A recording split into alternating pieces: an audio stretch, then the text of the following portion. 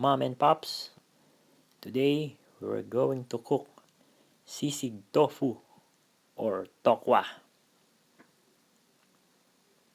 And here are the ingredients.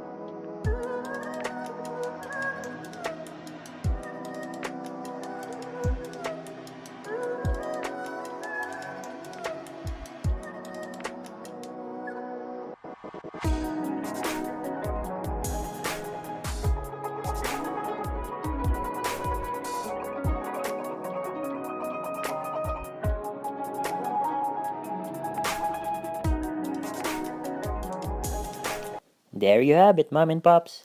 Easy and affordable pang ulam sa inyong tahanan. Don't forget to like, share, and subscribe to my channel.